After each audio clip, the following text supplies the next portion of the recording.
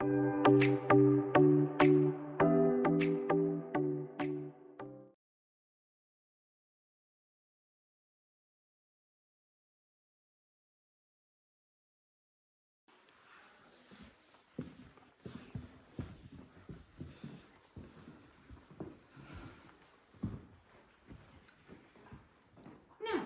I mentioned before, the dining room wasn't always the dining room. It was at some point part of the very long hall that made the Jacobean house, and then became the entrance hall when the partition wall was built in the 18th century. You have the front door of the castle just in the corner there. Behind it, a few steps at the bottom of which your carriage would have dropped you whenever you were coming back home.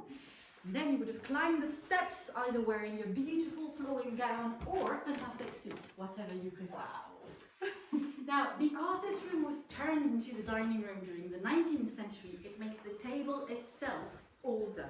The table is from the 18th century. It is Georgian, and we can extend it even a bit more. We have 2 more leaves for it, which allows it to extend to accommodate a rather large party.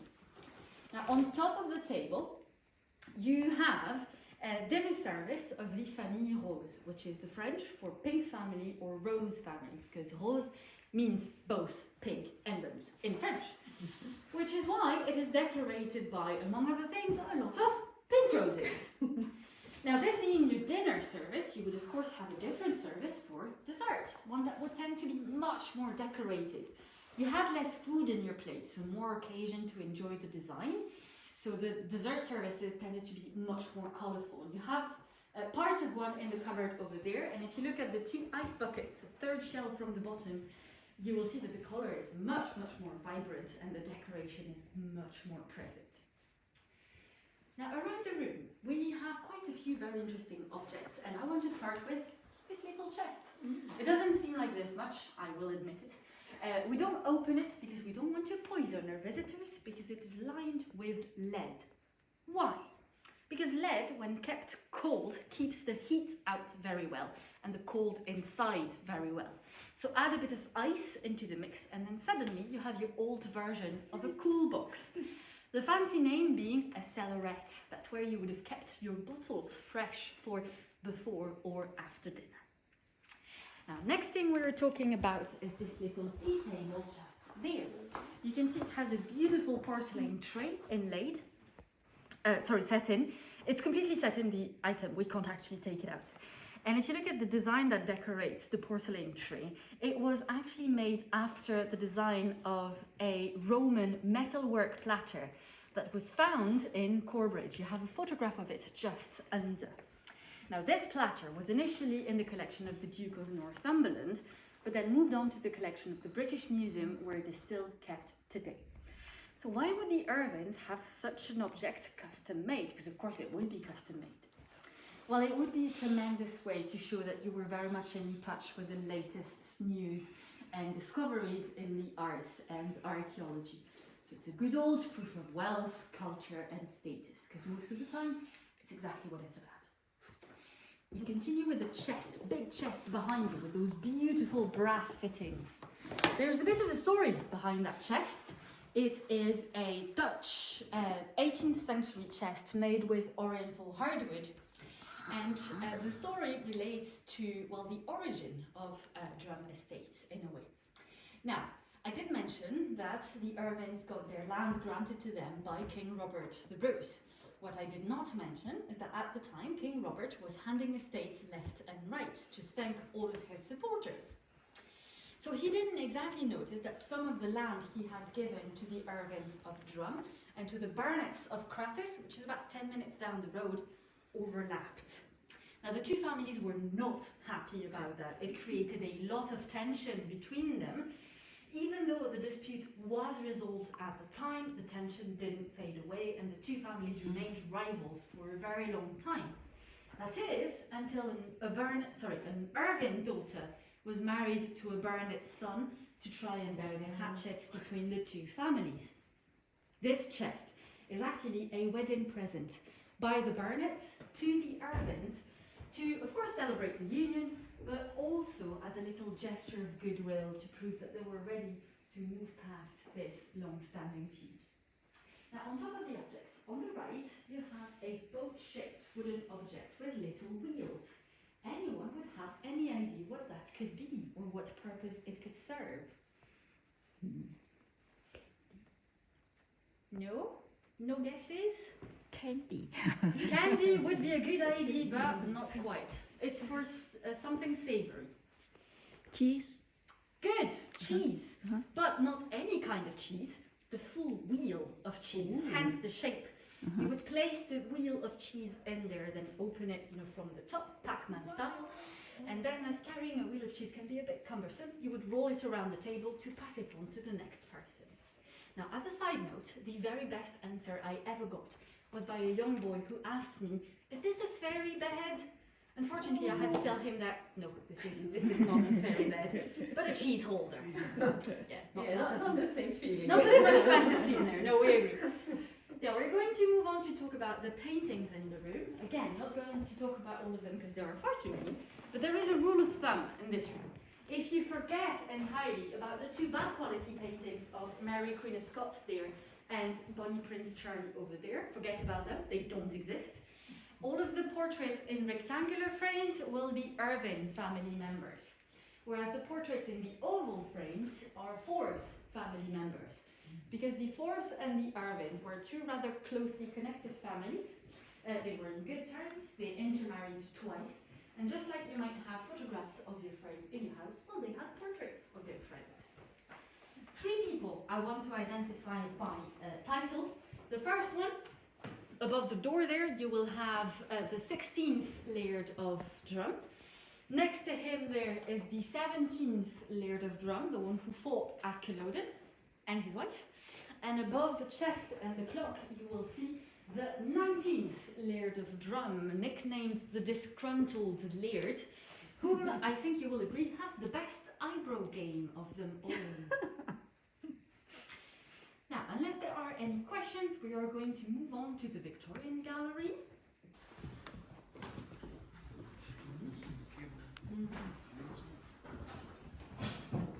Wow.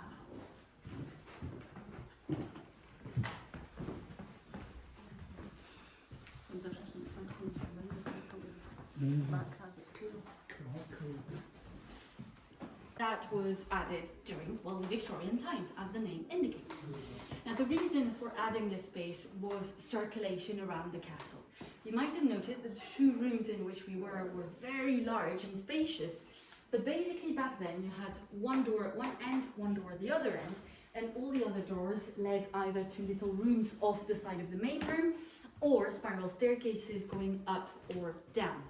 Which means that whenever the servants were called in any room, they would have to cross the entire room, disturbing whatever was going on in there, which was deemed not ideal.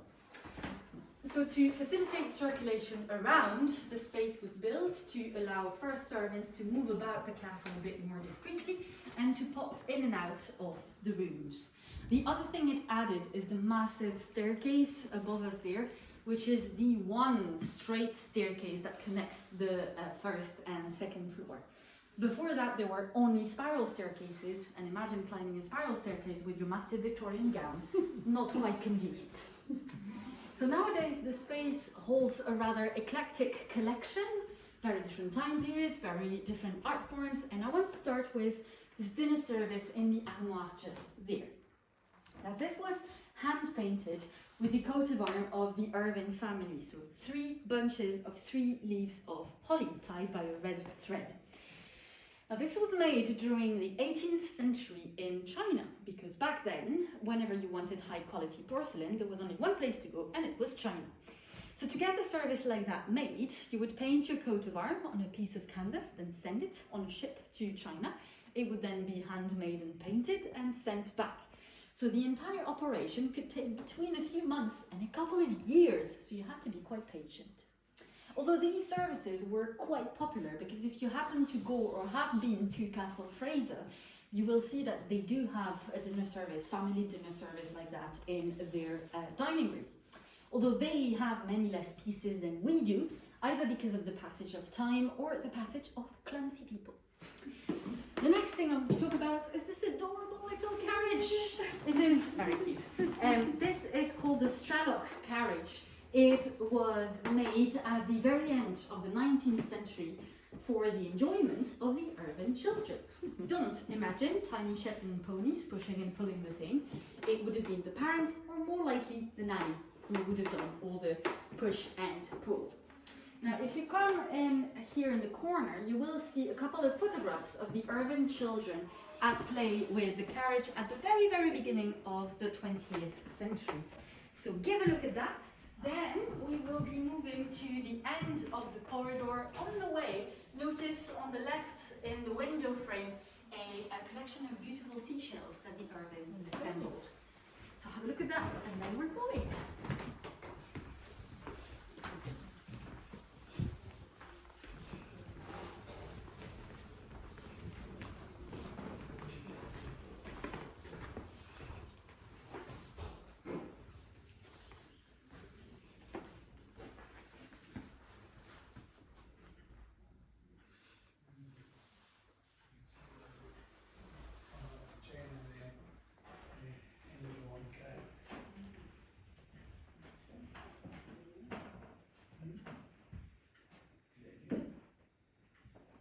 This one is the dresser you saw in the photograph. So as you can see, it moved about a bit. This is from China. No, not this. I mean, this. No. This is as far as I'm aware, it's Scottish. It's supposed to represent, I think it was Jacob's story from the Bible. So it's very, very Christian, quite Scottish, and it's just a nice piece. So. Right, so the reason we stop at the end of the corridor there is the massive grate just next to me. This is the proof, if you needed one, that this was initially the exterior wall of the castle before the gallery was added. Now, if you look at the metal bars themselves, you will see that they are weaving in and out of each other, making for an extremely solid structure, very difficult to breach through. This is actually the small example we have of it in the castle. We have a much bigger one downstairs. At the bottom of the staircase, we used to come up into the drawing room. It's a full gate of it, which is called a yett. What you might not know is that to get a yett installed in your castle, you would need to get royal approval for it. Why is that? Because as soon as you had your yett installed, your castle was suddenly much harder to take. So the royal approval was basically the king deciding, do I trust them enough not to have to take their castle at some point in the future? Now, moving past the grate at the glass panes themselves, you can see that some of them, like this one, are all nice and smooth and perfect, whereas others, like these two, are all uneven, they have scratch marks, grooves, bubbles. That's because these ones, and all the uneven ones, are the original glass panes. We're talking 17th century glass panes. Wow. And if you look on the bottom right there, you will see a little oval mark, which is a stamp mark made by the craftsman who made this pane of glass, because you didn't have any convenient ways of knowing who did what back then, so who should be paid for what. The safest way to make sure you would get your pay was to stamp everything you made with your mark, to make sure that it would be recognized as yours and that you would be paid for it. Now, very quickly about this little oval table in there. I adore talking about it because it's a very delightful collection of random things. Now, you have, for example, a metal arrowhead and the mold to make it. You have some semi-precious stones.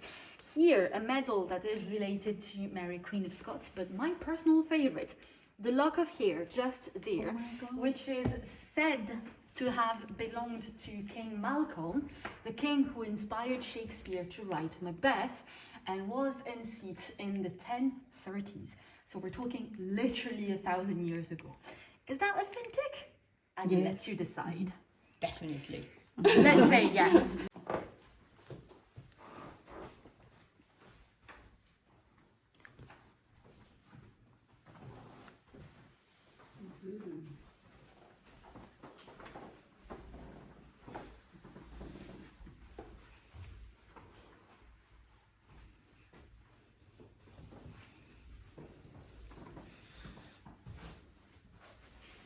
Now Now the reason we call this room the cross chamber is because we are at the crossing point of all of Drum's time periods.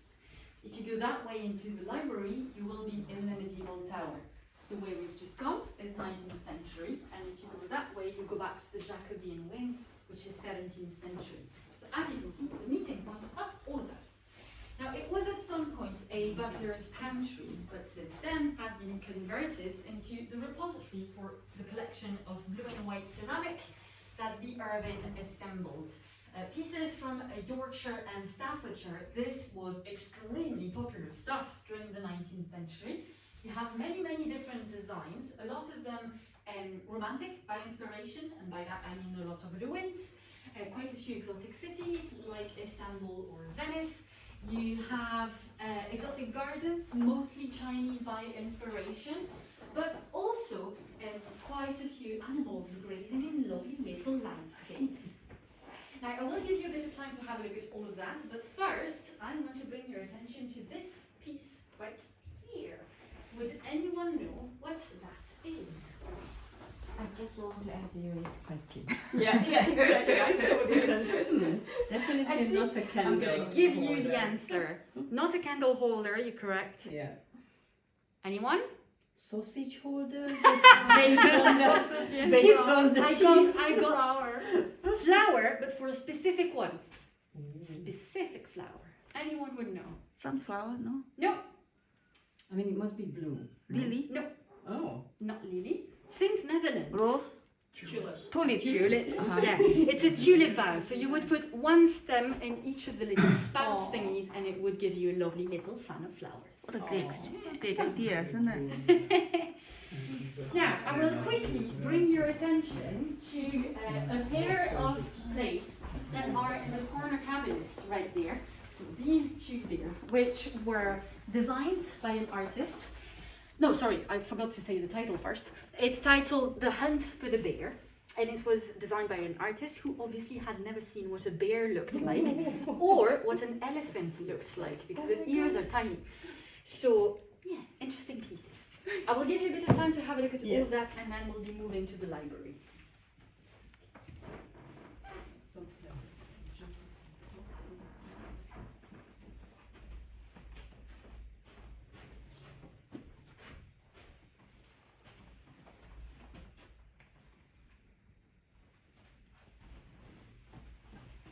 The elephant. And fine. This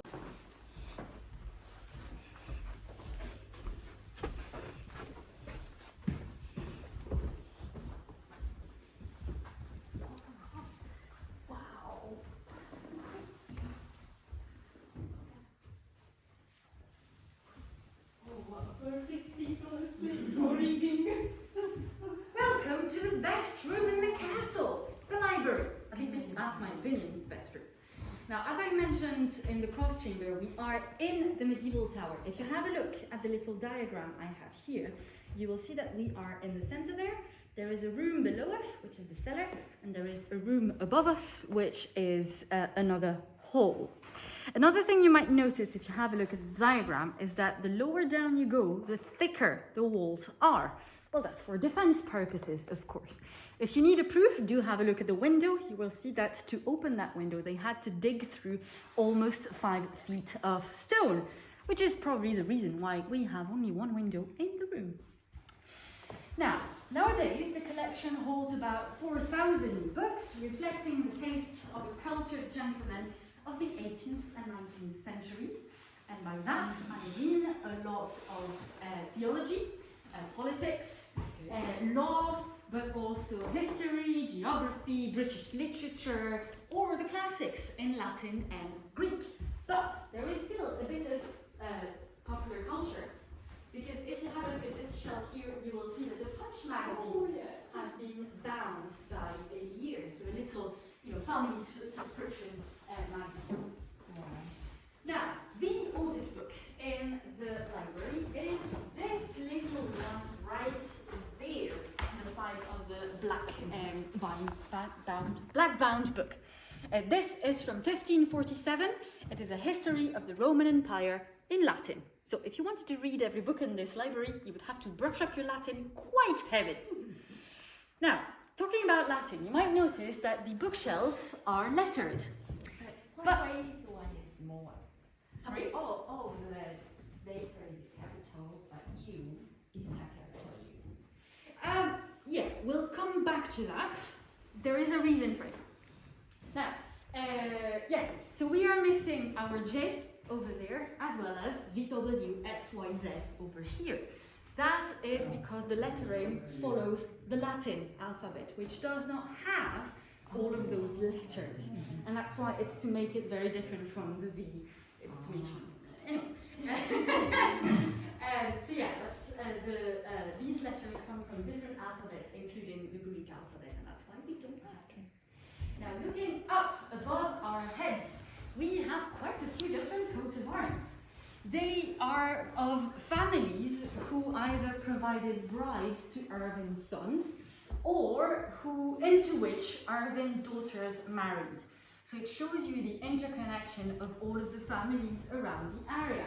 The one exception is up here in the corner, the coat of arms of the Irvins, because they didn't, self-marry. Now, some of them look quite similar. Take, for example, the Forbes coat of arms just under me here, and in the corner there, the Gordon coat of arms of the Marquis of Huntley. Now, they are actually supposed to be quite different. They look so similar because of the artist, because if you have a look at the flagpole here, you will see another rendition of the Forbes coat of arms, which is much closer to what it should be. As in 3 white bears with a red muzzle. That's not Yeah, they don't look like bears, we agree.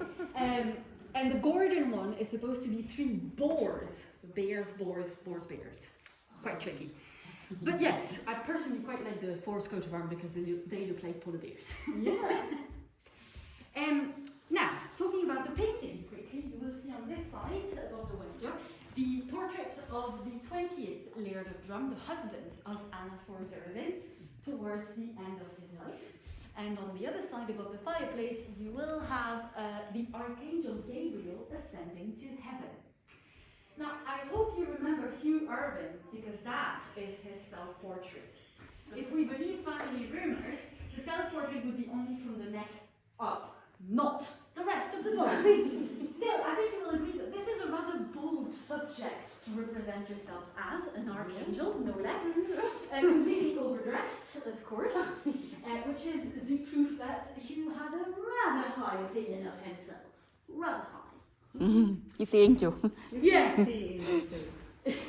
Yeah, there are some features. Yeah. Finally, you might have noticed that the mantelpiece here is a bit bent. There's a reason for that. Yeah. For a long time, since the library was built, basically, this space was used by the Irvin children to play the lifelong old game that was not English, but you get my meaning, of the floor is lava. Because you can walk the entire room pretty much straight. using the bookshelves. Spin up. So, the only way to pass through the fireplace area is to go over the mantelpiece. Now, this being wood, it would definitely support the weight of children.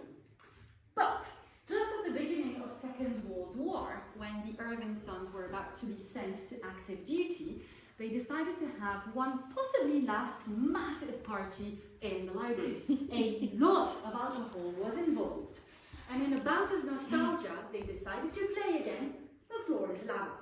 Now, the weight of a full-grown adult is not the same weight as children. So when they walked over the mantelpiece, because it is soft wood, it didn't support their weight and bent a tiny bit. And that's why it is bent. Because of alcohol. Right, I'll give you a bit of time to enjoy the room, and then we are moving on to the business room. So the business room, a much smaller, cozier room. There's a good reason why this room specifically is the business room, and that's the door just next to me there. This door is actually fully metal. It's extremely strong. Behind it, a little spiral staircase that goes directly to a little exit off the side of the castle. Now, you have to remember that the Irvins were landowners, so they would have tenants, people who would need to pay rent or taxes. And these people would not use the front door and disturb the life of the castle, They would use the little side entrance, come up here, do their business, and then immediately go out the very same way. Behind the metal door, on the other side of the landing, you have another extremely strong metal door, which protects the archive room, the Miniments room in the fancy spiel of historic building. So the archive room where we keep all of the Irvin archives, including the charter that granted the estate of Drum to the Irvin family. Now, it is an extremely cold room in the winter because the heating doesn't work. Oh. Yes, problem with castles, they didn't really think about heating. Now, because the gentlemen of the Irvin family spent quite a bit of time in this room, it kind of became the smoking room, because sometimes they would enjoy a little pipe during business hours, if you pardon the expression. And as it was considered extremely rude to smoke in front of a lady whenever they wanted to enjoy a smoke, they would come back to this room. And that's why you still have the very, very slight lingering smell of tobacco in the room. It's fading with time. It was stronger, you know, just after COVID when the castle had stayed closed forever. Now, I want to continue by talking about this box. I have a thing for boxes. Now, you might notice that under the locks you have the date 1642 that is engraved. Around that time in Scotland you had quite a few wars of religion. Now, grossly summarized, you had two main sides, the Episcopalians and the Presbyterians. The Episcopalians believed in the authority of bishops over the flock, whereas Presbyterians saw the authority in the church as more stemming from the base up. They didn't quite like each other, and the wrong, quotation mark, side to be on, because it was the losing side, was the Episcopalian side. As it happens, the Irvins were Episcopalians, and if you were found out with an Episcopalian Bible in your castle, or even worse, a priest, you would be in huge trouble.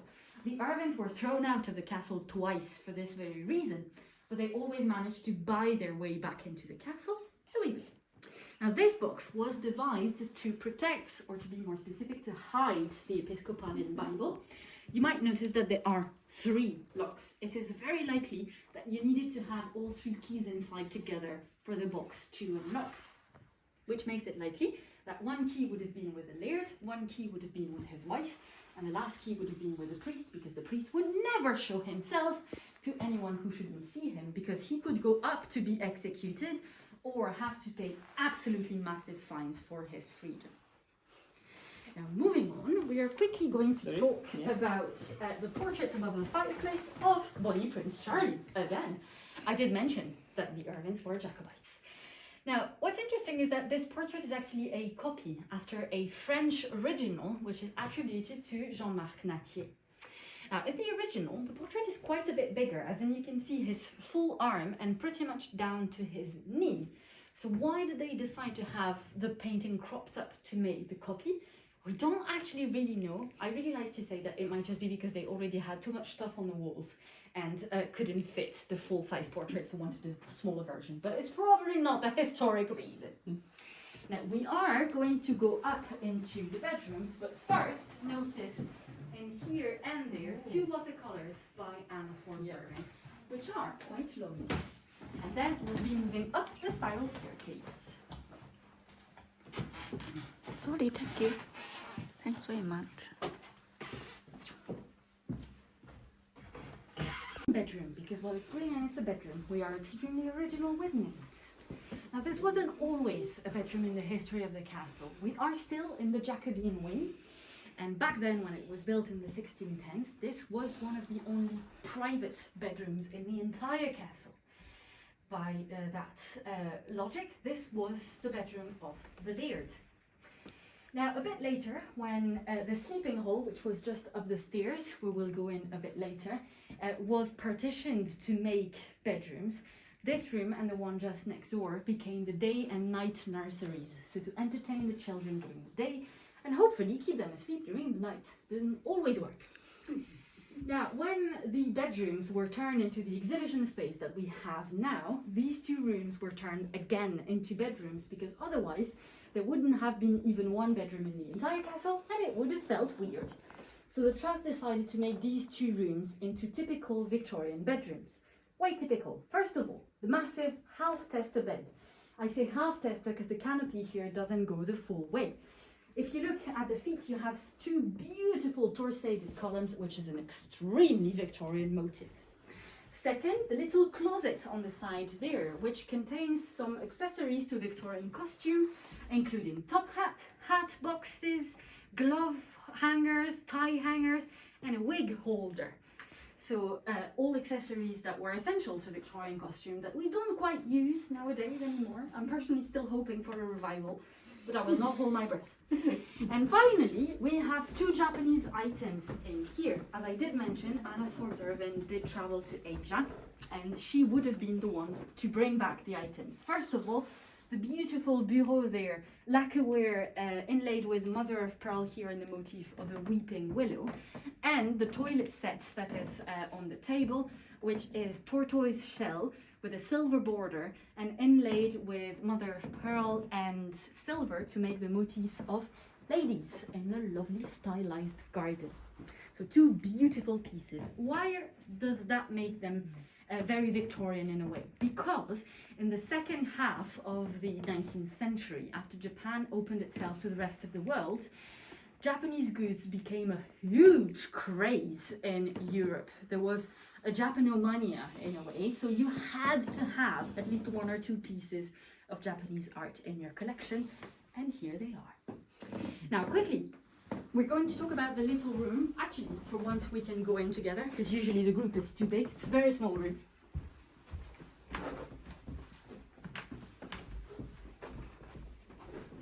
Can we go? Stay here. We come. Come in, yeah! Sorry, I wasn't clear. Yeah, because it's a small room, I usually invite people to have a look on their own, but we're a small group, so it fits.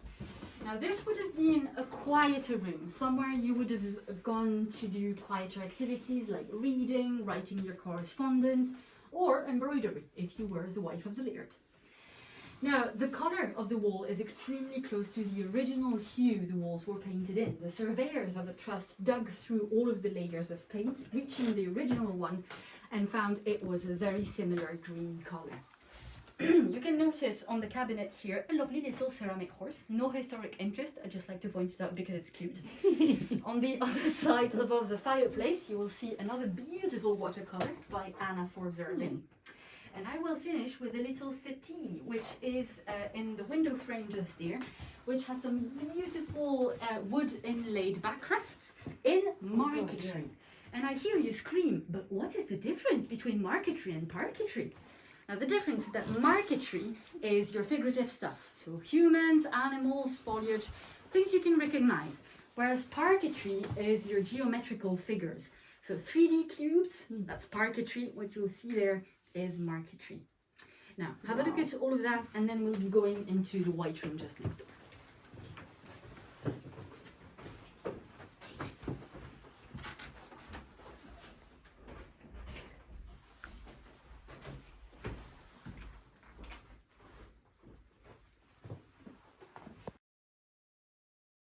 Ireland, but she writes part of England.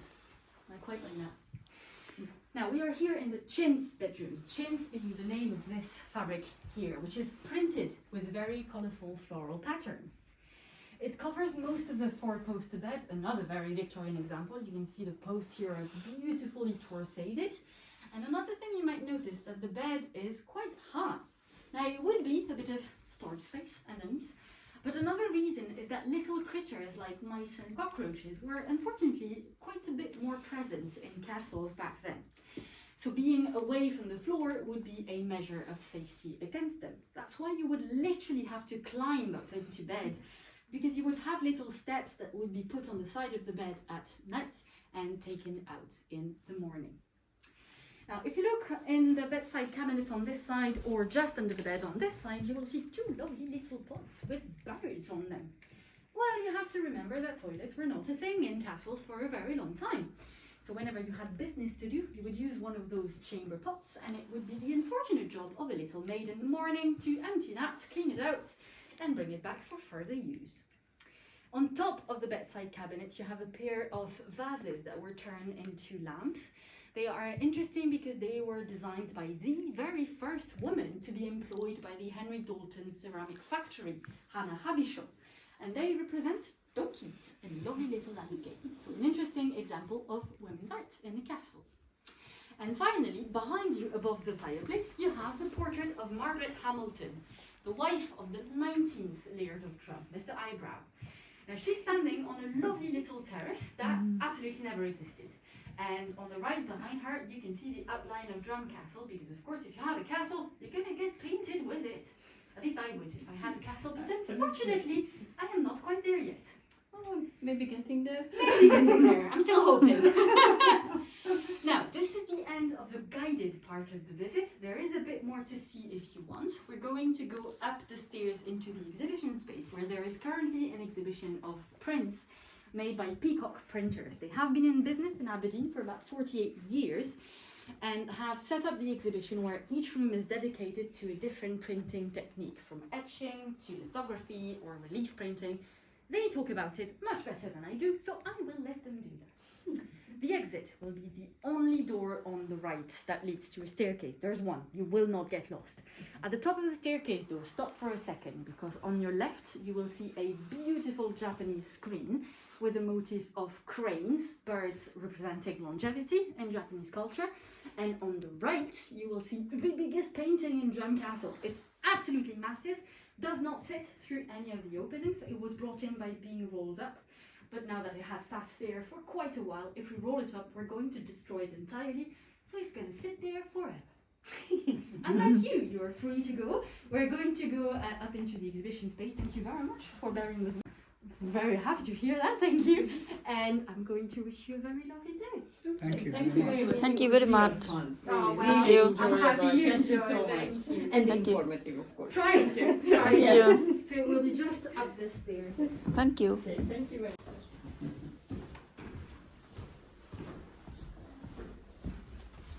This is a short staircase. We should have got.